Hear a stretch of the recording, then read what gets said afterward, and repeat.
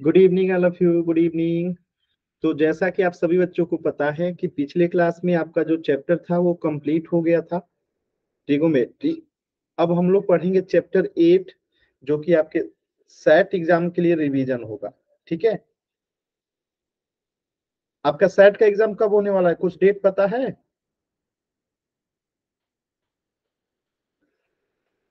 आपके सेट के एग्जाम कब होने वाले हैं, कुछ अंदाजा है, डेट वगैरह कुछ पता है?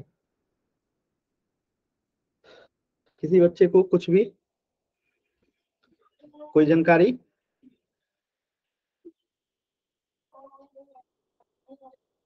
नहीं पता है? चलिए ठीक है, तो हम लोग रिवीजन लेकिन स्टार्ट करते हैं। ठीक है। तो हम लोग आज सर्कल जो है स्टार्ट करते हैं और इसे पढ़ते हैं। ठीक है।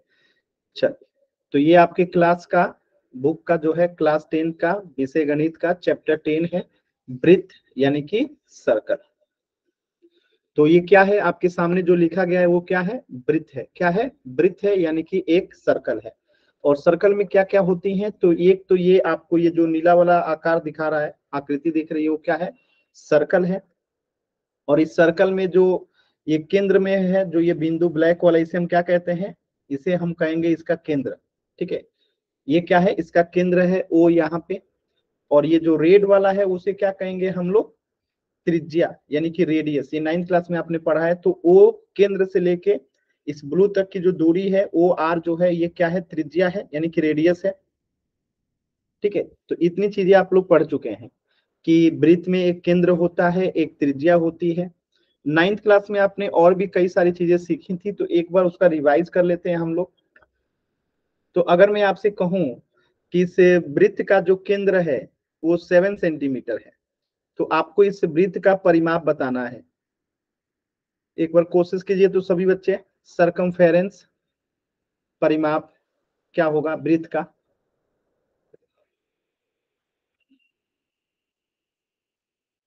एक बार प्रयास कीजिए।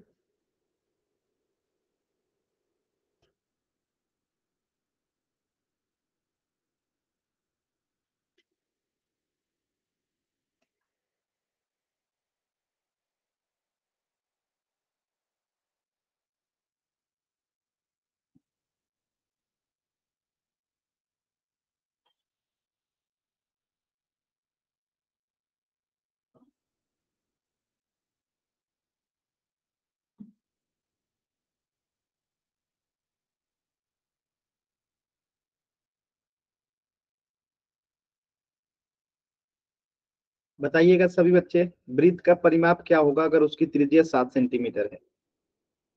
कोशिश कीजिए। आपने 9th क्लास में पढ़ा था वृत्त का परिमाप कैसे निकालते हैं।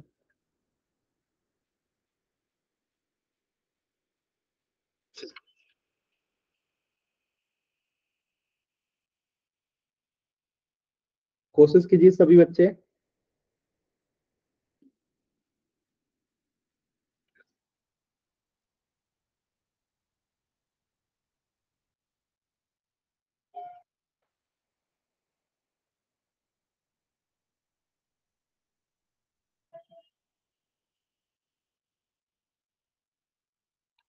कोई बच्चा कर रहा है कि नहीं हो रहा है?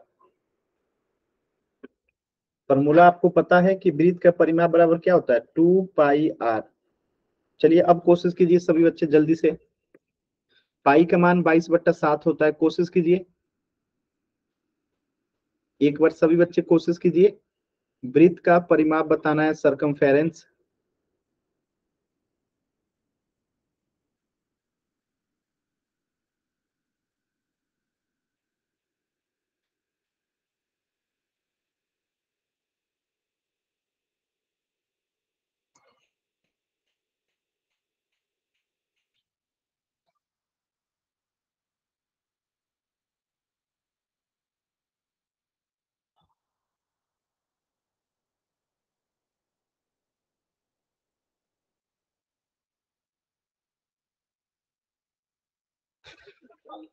सभी बच्चे कोशिश कीजिए। मैंने फॉर्मूला भी लिख दिया है। पाई का मान 22/7 होता है। त्रिज्या आपको दे रखा है।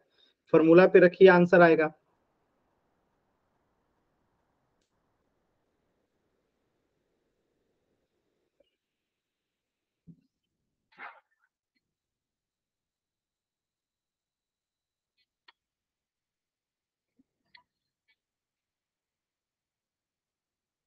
देखिए यहाँ पे 2 है तो 2a रहेगा। पाई का मान होता है 22/7 और आर का मान कितना दे रखा है, रेडियस दे रखा है 7 सेंटीमीटर। तो यहाँ से 7 से 7 कट जाएगा तो 22 दूनी 44 सेंटीमीटर क्या हो जाएगा, आपका वृत्त का परिमाप हो जाएगा। क्या ये सभी बच्चों को समझ में आया? क्या ये सभी बच्चों को क्लियर है? बताइए। yes, कोई दिक्कत?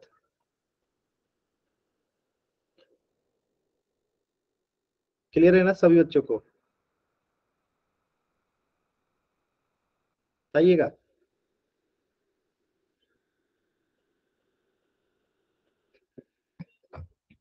चलिए अब मैं एक दूसरा क्वेश्चन दे रहा हूं। इसी वृत्त का आपको वृत्त का क्षेत्रफल निकालना है। वृत्त का क्षेत्रफल क्या होगा? कोशिश कीजिए तो इसी वृत्त का क्षेत्रफल क्या होगा। ये सब 9th क्लास में आप पढ़ चुके हैं।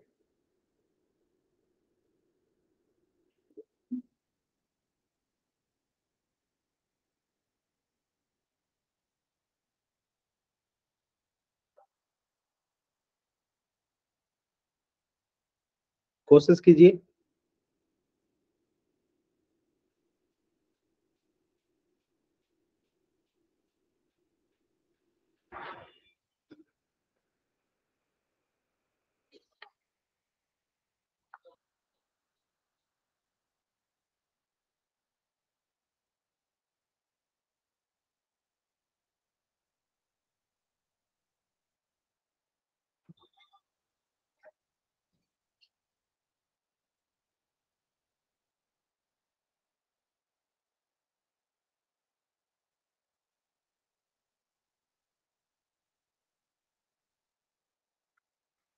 कोशिश कीजिए।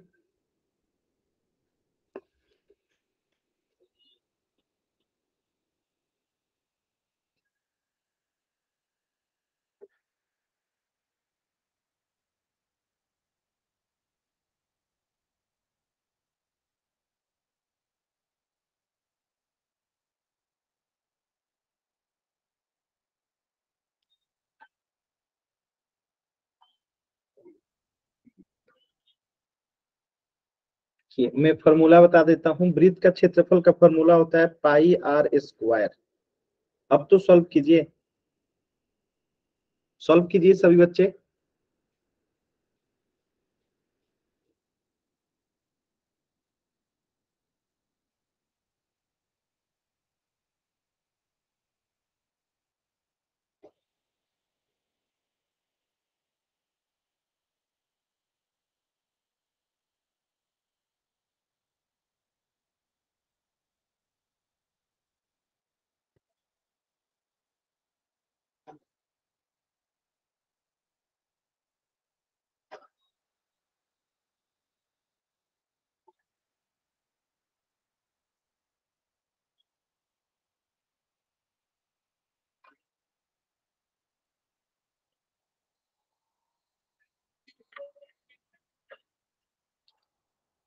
सॉल्व कीजिए सभी बच्चे।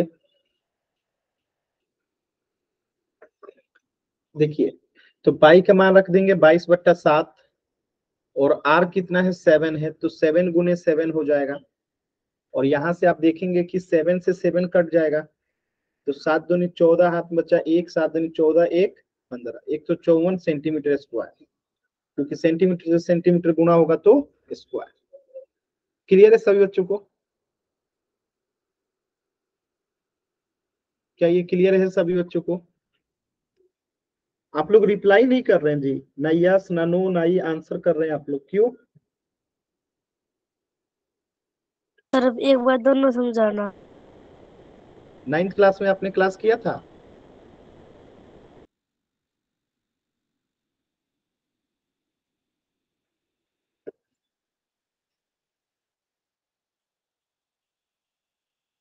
मैंने अभी ये बताया कि अगर हमें एक वृत्त दिया गया है,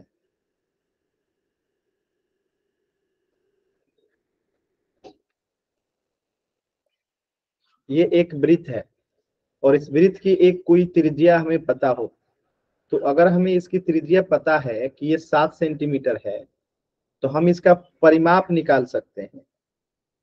और परिमाप का फॉर्मूला क्या होता है? 2 पाई r।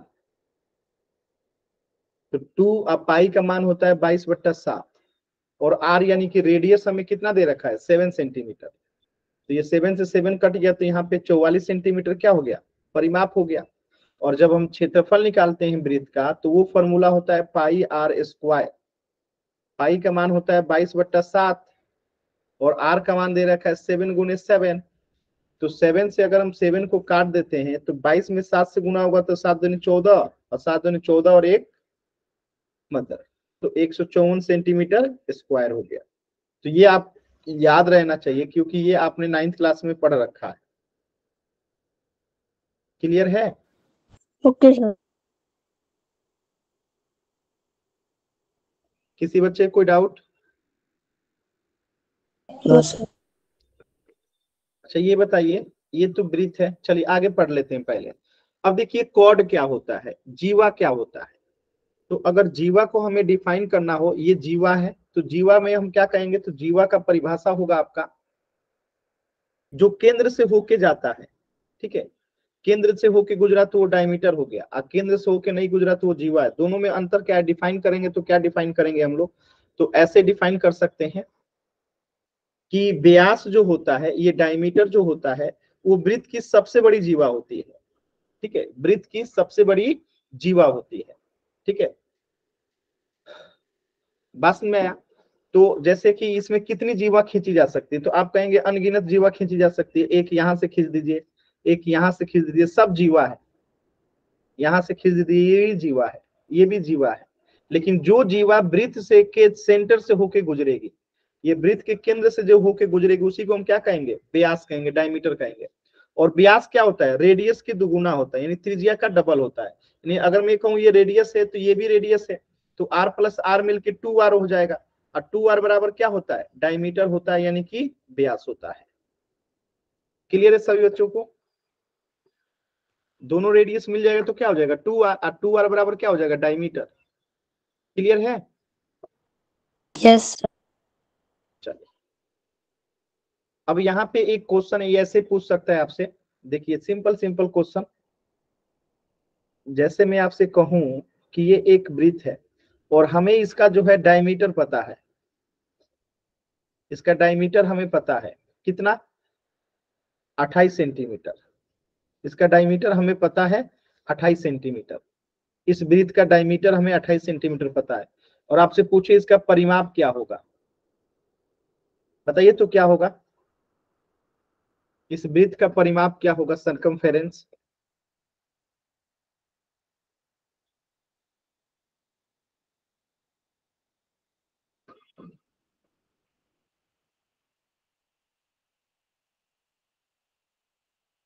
परिमाप क्या होता है? इस वृत्त की टोटल सीमाओं की लंबाई, ये जो ग्रीन कलर से है ना, ये इस वृत्त की सीमा है, और इसी की कुल लंबाई क्या कहलाती है? परिमाप कहलाती है। तो इस वृत्त का परिमाप आपको बताना है। अभी अभी फॉर्मूला मैंने बताया था, कोशिश कीजिए।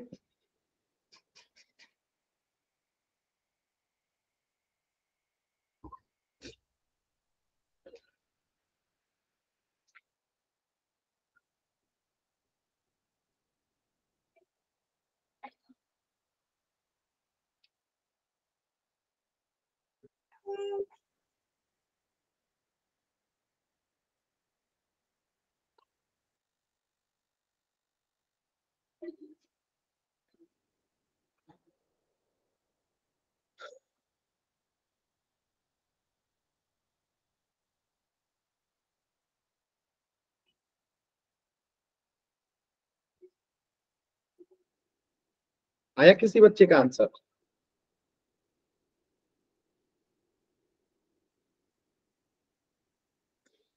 देखिए, पहली बात कि हमें डायमीटर दे रखा है, डायमीटर दे रखा है। तो डायमीटर बराबर क्या होता है आपका? 28 सेंटीमीटर दे रखा है। तो रेडियस क्या हो जाएगा? इसका आधा हो जाएगा, यानी कि 28/2 करेंगे तब तो रेडियस निकल के आएगा। तो 2 से ये कट जाएगा 14, तो यहाँ पे आर हो गया कितना? 14 सेंटीमीटर। अभी अभी आपने पढ़ा था कि रेडियस जो होता है आधा होता है डायमीटर का, यानी कि 2r बराबर डी होता है। तो हमें डी निकालना होगा, डी दिया है, आर निकालना होगा तो उसको 2 से भाग दे देंगे। तो रेडियस हो गया यहाँ पे 14 सेंटीमीटर। और परिमाप का फॉर्मूला क्या होता है, 2 पाई आर। तो 2 पाई का मान कितना होता है, 22/7। और आर हमारा कितना आ गया, 14। अब इसको कैंसिल आउट कर दीजिए, 7 से 14 कट जाएगा 2 बार में। तो 22 दूनी 44, 44 दूनी 88 सेंटीमीटर। चलिए अब आप इसी क्वेश्चन का क्षेत्रफल निकाल के बताइए तो वृत्त का। सभी बच्चे कोशिश कीजिए, वृत्त का क्षेत्रफल क्या आएगा।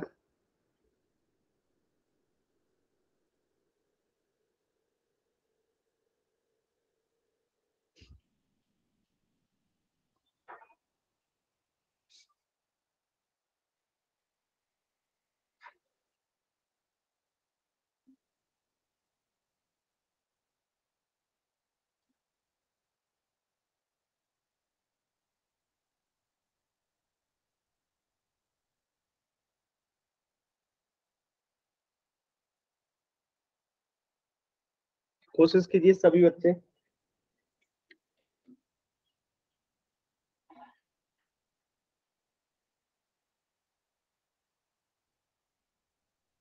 To pi are.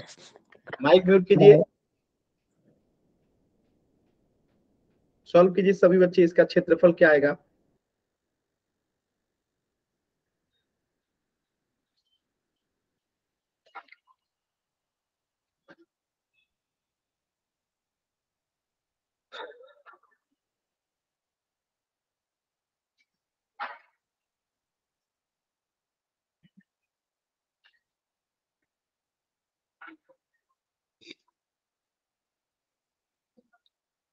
एक भी बच्चे का उत्तर नहीं है। आप लोग का L1 का बैच है कि L2 का बैच है।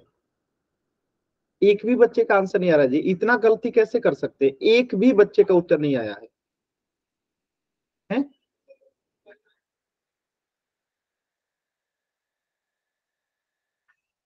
एक भी बच्चे का उत्तर सही नहीं आया है। आप लोग कोशिश क्यों नहीं कर रहे? अभी अभी मैंने फॉर्मूला भी बताया था कि क्षेत्रफल का फॉर्मूला पाई आर स्क्वायर होता है।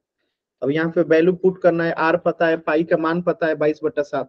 सॉल्व कीजिए इसे, कोशिश ही नहीं कर रहे हैं आप लोग।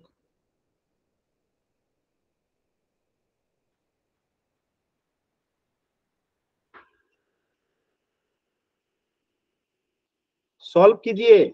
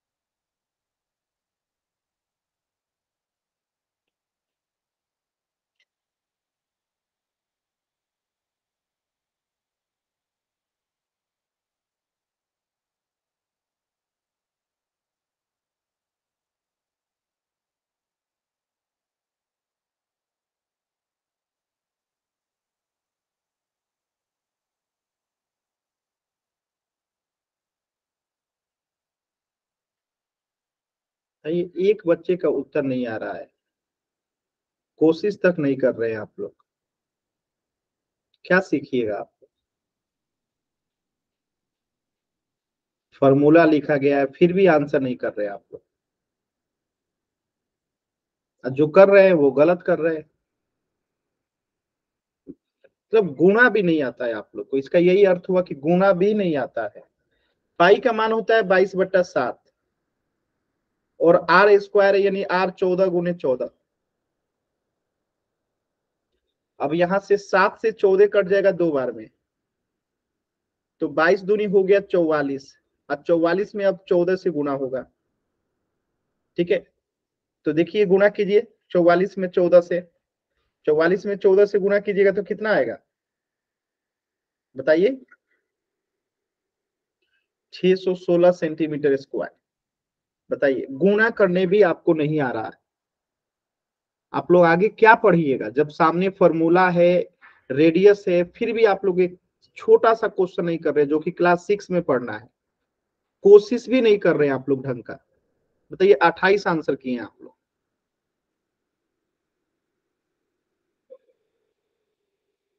कोशिश ही नहीं कर रहे हैं। सर एक क्वेश्चन और देना, निकाल रहे थे सर।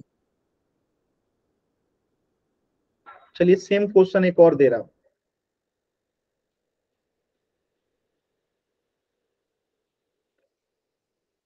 ये एक वृत्त है और इसका रेडियस दे रखा है आपको, रेडियस कह रहा हूं सॉरी, इसका डायमीटर दे रखा है आपको, इसका डायमीटर दे रखा है आपको 14 सेंटीमीटर। तो आपको इसका परिमाप बताना है, क्या होगा बताइए।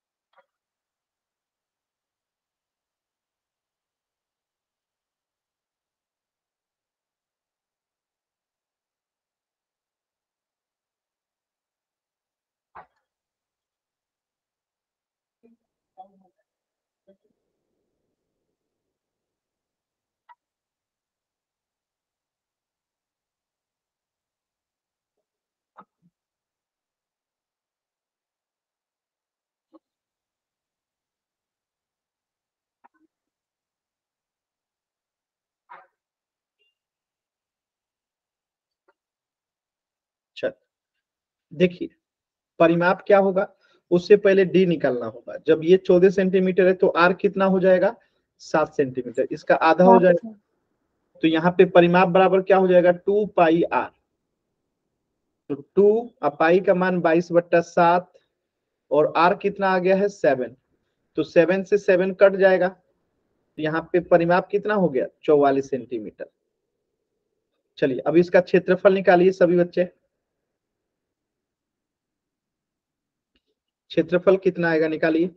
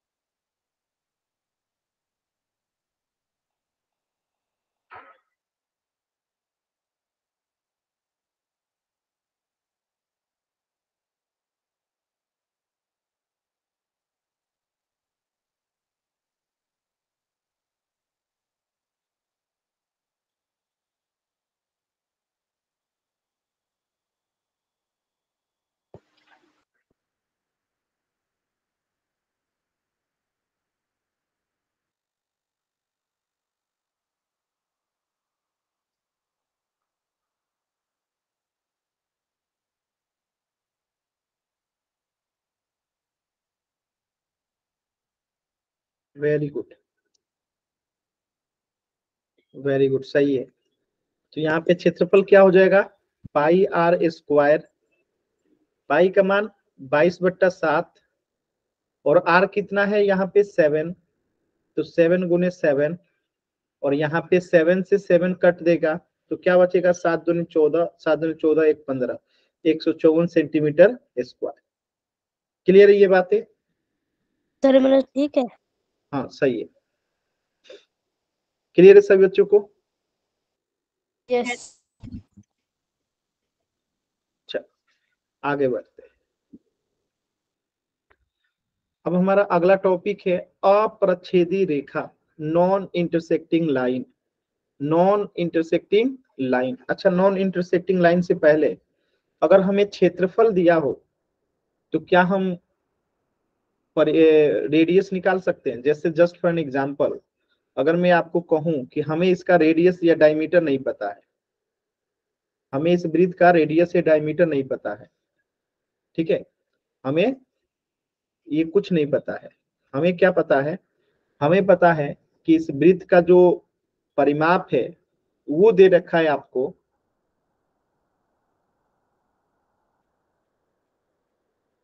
66 सेंटीमीटर, ठीक है, परिमाप दे रखा है। तो आपको इसका रेडियस बताना है कि क्या होगा। कोशिश कीजिए तो एक बार, यस सर। एक बार प्रयास कीजिए आप लोग।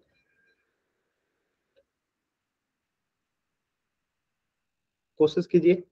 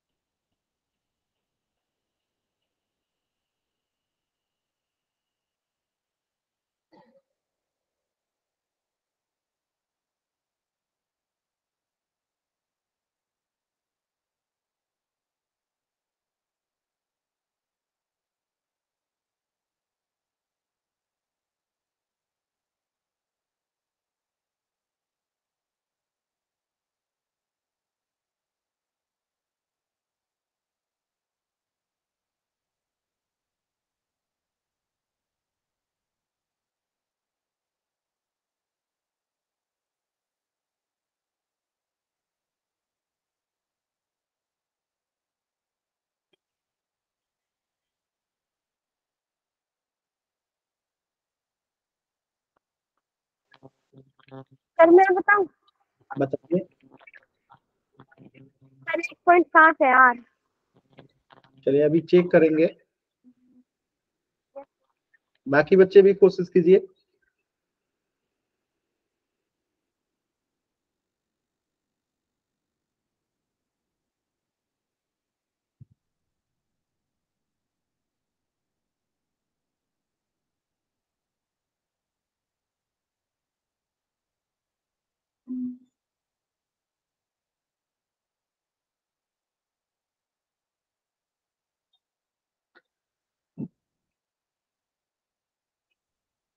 देखिए, तो हमें परिमाप का फॉर्मूला पता है क्या, 2 पाई आर, कितना दे रखा है 2 पाई आर का मान 66। अब जो मान हमें पता है उसको रख दीजिए 2, पाई का मान 22/7 और आर का मान हमें नहीं पता है। सॉल्व करेंगे तो 44 आर हो जाएगा, अब बट्टे में 7 हो जाएगा, इधर में 6 हो जाएगा, तो क्रॉस मल्टीप्लाई करेंगे तो 44 आर इक्वल टू क्या हो जाएगा 7 गुने 6, और यहाँ से आर बराबर अगर निकालेंगे तो 7 गुने 6 बट्टे में क्या हो जाएगा 44। अब इसे अगर हम कटाते हैं तो 2 तिहाई 6 और 22 दूनी 44, ठीक है, क्लियर है यहाँ तक? अब ये नहीं कटेगा तो 7 त्रिका 21/22 जो है क्या हो जाएगा, आंसर हो जाएगा। आर कितना हो जाएगा 21/22। छह कैसे आया आगे? क्या छह कैसे आया सर? 6 कैसे आया? सर वो अच्छा 66 है। सॉरी, ये मैंने 6 गलती से लिख दिया, एक सेकेंड, एक सेकेंड, एक सेकेंड, ठीक है, तो ये 66 है, ठीक है, तो यहाँ पे हम 66 लिखेंगे। अब क्रॉस मल्टीप्लाई करेंगे तो यहाँ पे क्या आएगा 44 आर बराबर 66 गुने 7 हो जाएगा, और यहाँ से आर बराबर निकालेंगे तो क्या आएगा 66 गुने 7 बट्टा में 44, और 11 का टेबल आपको याद होगा, तो 11 छक्के 66, 11 चौका 44, 2 दूनी 4 और 2 तिहाई 6। ठीक है, तो 21/2 जो है क्या होगा, आंसर होगा। क्लियर है? Yes sir. कोई डाउट किसी बच्चे को? तो यहाँ पे तो आपको परिमाप दिया था, हो सकता है कि किसी ट्रेंगल में आपको क्षेत्रफल दे दे। जैसे अगला क्वेश्चन देखिए, मैं इसे मिटा दूं ना, ठीक है ना? क्लियर है ना सभी बच्चों को? बताइए, हाँ बताइए। अगर 21/2 को भाग देंगे तो 1.5 ही आएगा। क्या कह रही हैं, फिर से बोलिए। सर 21/5 को 2 को भाग देंगे तो 1.5 ही आएगा। 21/2 को अगर 2 से भाग दीजिएगा तो कितना आएगा? 2 एकम 2, 10.5, 10.5 आएगा ना जी। नो सर 1.5 आएगा। आपका दिमाग ठीक है? यस सर 1.5 आएगा। 10.5 में 10.5 जोड़िए तो कितना आएगा? जोड़िए, 10 का 0 हाथ में बचा 1, 1 1 1 2, 21 आया। तो 2 से भाग देंगे तभी तो ये 10.5 आएगा। इतना भी नहीं आता है जी, आप लोग एकदम मतलब 5 क्लास भी लगता है पास नहीं किए हैं आप लोग ईमानदारी से। क्लियर है? यस। अब अगर किसी क्वेश्चन में आपको क्या दे दे, क्षेत्रफल दे दे, और आपसे रेडियस पूछ ले, जैसे यहाँ पे परिमाप दिया था और रेडियस निकालना था, अब क्वेश्चन में ये भी दे सकता है कि क्षेत्रफल दे दिया गया हो, क्षेत्रफल आपको दे दे 48 सेंटीमीटर स्क्वायर, और आपको कहे कि इसका रेडियस क्या होगा। निकालिए तो एक बार सभी बच्चे,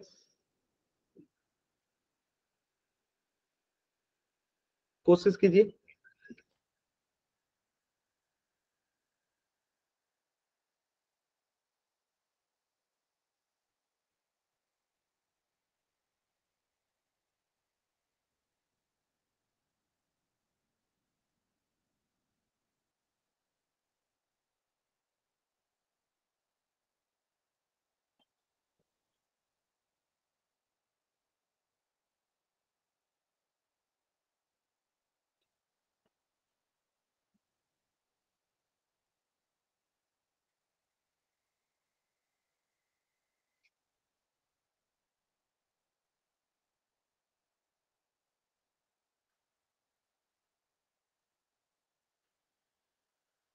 देखिए, तो यहाँ पे क्या करेंगे हम लोग, क्षेत्रफल का फॉर्मूला पता है, पाई आर स्क्वायर बराबर हो जाएगा यहाँ पे 48।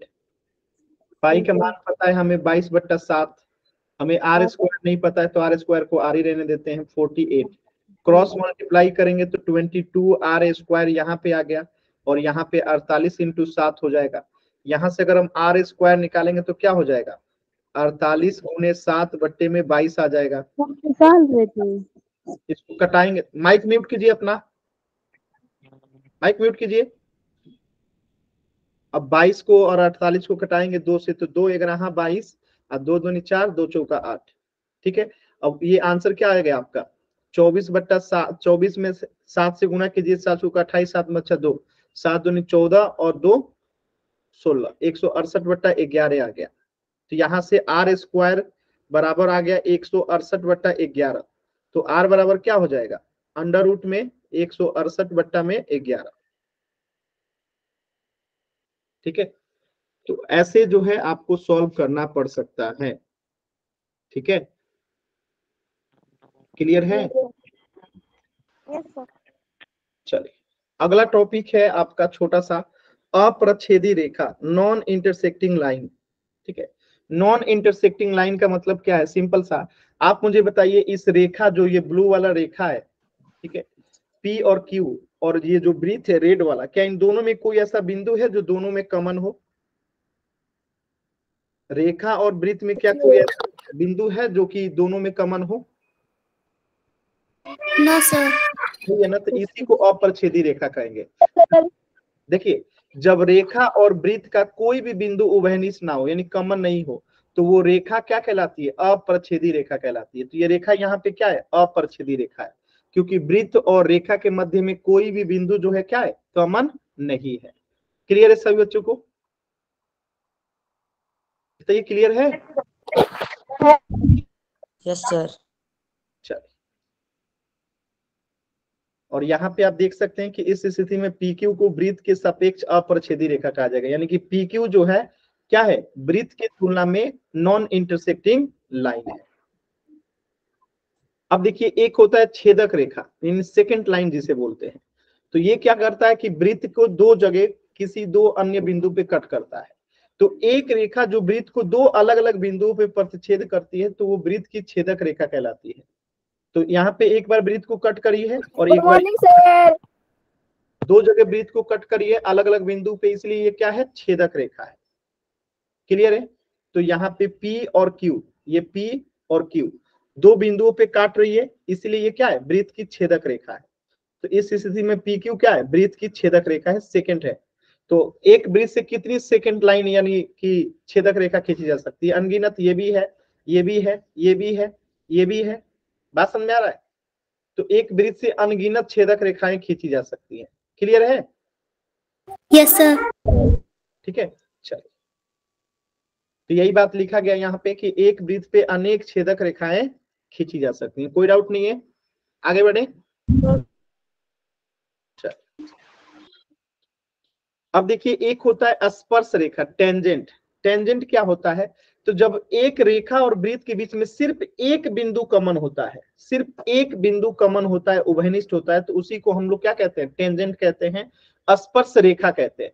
तो यहाँ पे ये रेखा जो है क्या है, स्पर्श रेखा है, और जो बिंदु दोनों में कॉमन है उसी को स्पर्श बिंदु कहते हैं। तो ये क्या हो जाएगा, आपका स्पर्श बिंदु हो जाएगा, स्पर्श बिंदु हो जाएगा। और ये रेखा क्या कहलाएगा, आपका स्पर्श रेखा कहलाएगा। दोनों में अंतर समझें। जब वृत्त और रेखा में सिर्फ एक बिंदु कॉमन हो तो उसे स्पर्श रेखा कहेंगे, और जो बिंदु वृत्त और रेखा में कॉमन होता है उसी को स्पर्श बिंदु कहते हैं। देखिए, यहाँ पे लिखा भी गया है कि वह रेखा जो वृत्त को केवल एक ही बिंदु पे प्रतिच्छेद करे, इसी बिंदु पे, ठीक है, तो वृत्त की स्पर्श रेखा टेंजेंट कहलाती है। आंसर नहीं दोगे क्या सर? क्लास से बाहर कर दी जाएंगे, अनावश्यक माइक ऑन मत कीजिए, मैं बार बार कह रहा हूं, पहले पढ़ लीजिए। ठीक है, तो वह रेखा जो वृत्त को केवल एक ही बिंदु पे प्रतिच्छेद करती है, वृत्त की क्या कहलाती है, स्पर्श रेखा, यानी कि टेंजेंट कहलाती है। तो यहाँ पे PQ क्या है, टेंजेंट है। ठीक है, और ये जो A बिंदु है यहाँ पे, तो PQ वृत्त को केवल एक ही बिंदु A पे स्पर्श कर रही है, तो यहाँ पे PQ क्या है, स्पर्श रेखा है, टेंजेंट है। और ये बिंदु A क्या कहलाएगा, इसका स्पर्श बिंदु कहलाएगा। तो ये बिंदु A जो है क्या, इसका स्पर्श बिंदु है, यानी जिस बिंदु पे स्पर्श रेखा वृत्त पे मिलती है वो स्पर्श बिंदु कहलाता है। क्लियर है ये दोनों पॉइंट, स्पर्श रेखा और स्पर्श बिंदु? Yes sir. कोई डाउट किसी बच्चे को? No sir. सिंपल है, आसान है ना तीनों? Yes sir. चलिए, अब देखिए, यही चीज लिखा गया है कि स्पर्श रेखा और वृत्त के उभयनिष्ठ बिंदु को स्पर्श बिंदु कहते हैं। तो ये क्या है, आपका स्पर्श बिंदु है। चलिए, अब तीन चीजें आपने पढ़ा। अब देखिए कि वृत्त पे कितनी, एक बिंदु से कितनी स्पर्श रेखा खींची जा सकती है, इस बिंदु से कितनी स्पर्श रेखा खींची जा सकती है?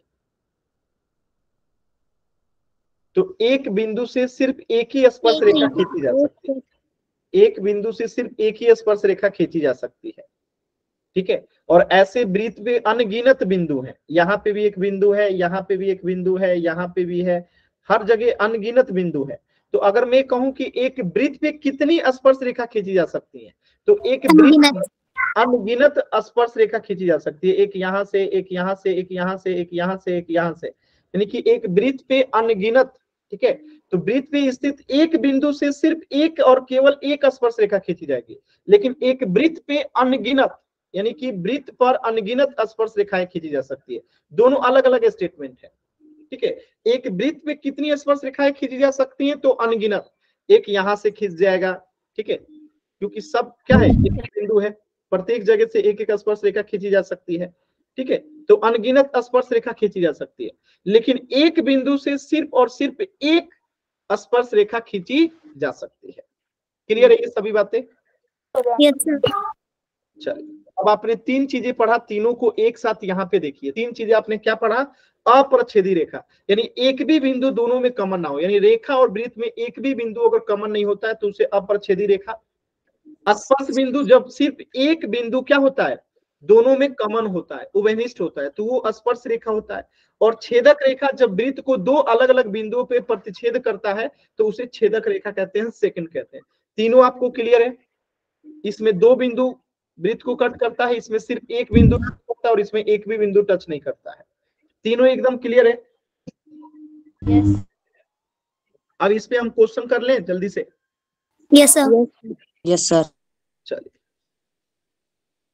तो पहले इसको बता दीजिए, फिर क्वेश्चन करते हैं कि एक वृत्त की कितनी समानांतर स्पर्श रेखा खींची जा सकती है? समानांतर, एक समानांतर रेखा सिर्फ एक खींची जा सकती है। जैसे कि ये एक वृत्त है, एक टेंजेंट है, तो इसके समानांतर सिर्फ एक ही रेखा हो सकती है। ठीक है, समानांतर कह रहा है, यानी कि समानांतर का मतलब क्या है कि ये दोनों पैरेलल होना चाहिए। क्योंकि अगर हमने यहां से खींच दिया तो यहां से टेंजेंट तो खींचा जाएगा, लेकिन क्या ये इस बिंदु के पैरेलल है? नहीं है। इसलिए एक वृत्त की कितनी समानांतर स्पर्श रेखाएं खींची जा सकती हैं? तो आप कहेंगे कि एक। क्लियर है? चलो, अब एक क्वेश्चन है, तो एक वृत्त की अधिक से अधिक दो समानांतर रेखा जो है खींची जा सकती है, यानी एक ये और एक ये, यानी कि दो समानांतर रेखा खींची जा सकती है। चलिए, अब पोल में एक क्वेश्चन कीजिएगा एकदम ध्यान से।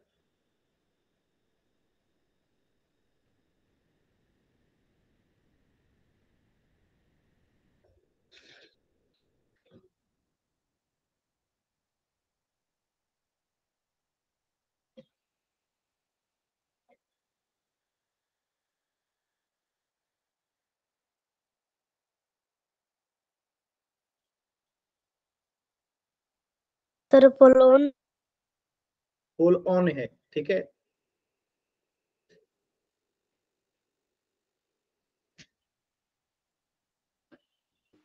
सर पोलोन मैं क्लास से बाहर कर दूंगा, मैंने बोला ना कि पोल ऑन है।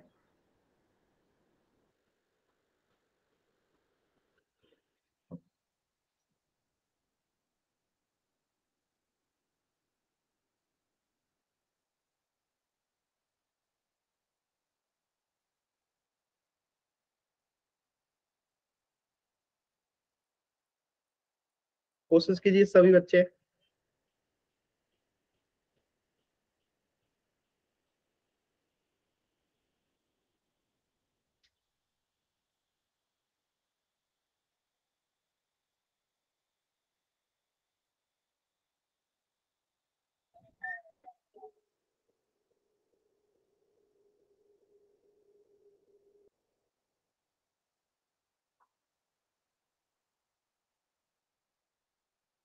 लास्ट के 20 सेकेंड।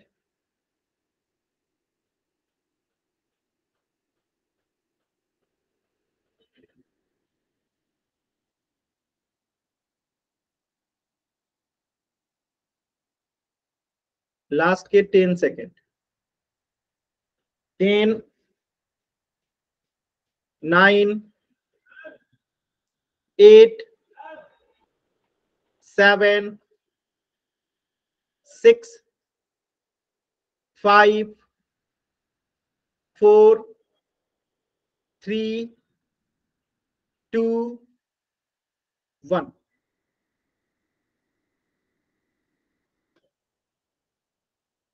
कह रहा है कि एक वृत्त की स्पर्श रेखा उसे कितने बिंदुओं पे प्रतिच्छेद करती है? तो अगर एक बिंदु पर ये एक वृत्त है और यहां से अगर एक टेंजेंट खींचना है तो ये सिर्फ एक बिंदु से होके गुजरेगी, तभी तो ये टेंजेंट कहलाएगी। ठीक है, तो ये केवल एक बिंदु पे स्पर्श करती है। ठीक है, अगला प्रश्न कीजिएगा, क्वेश्चन नंबर 2।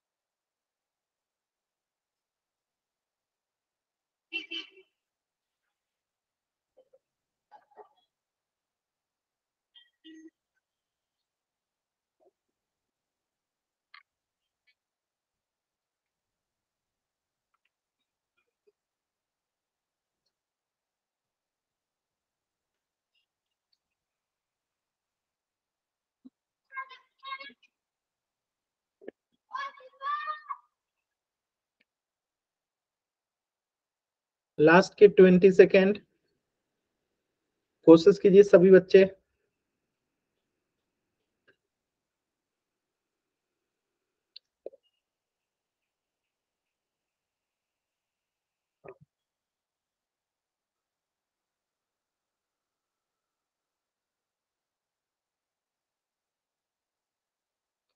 लास्ट के 10 सेकेंड। 10, 9, 8, 7, 6, 5, 4, 3, 2, 1।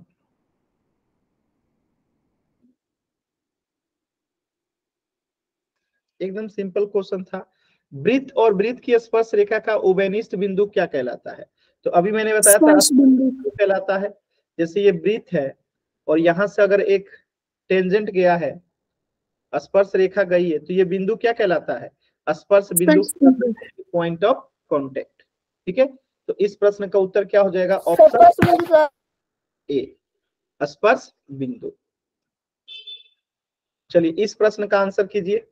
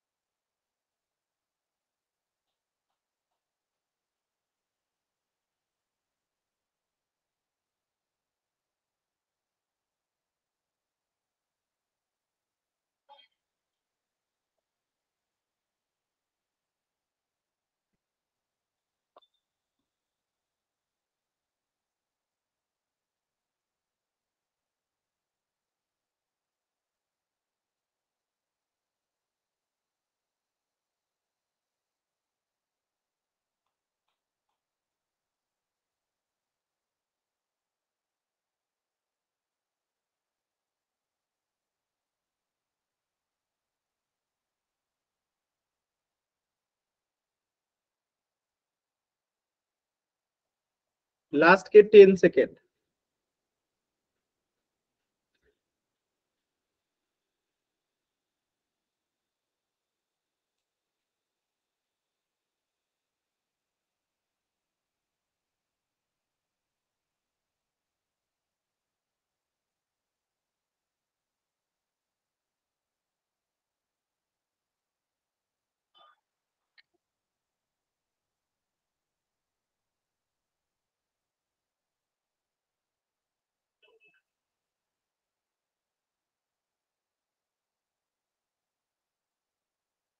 टेन,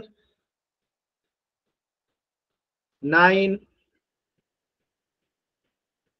8, 7, 6, 5, 4, 3, 2, 1।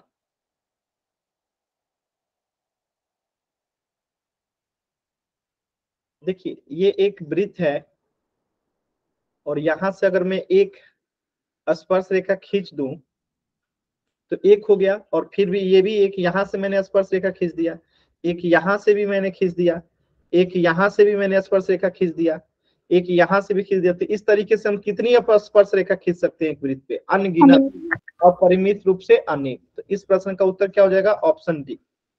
ठीक है, तो आज के क्लास में किसी भी बच्चे को कुछ भी डाउट है तो पूछ लीजिए, इससे आगे नेक्स्ट क्लास में पढ़ेंगे।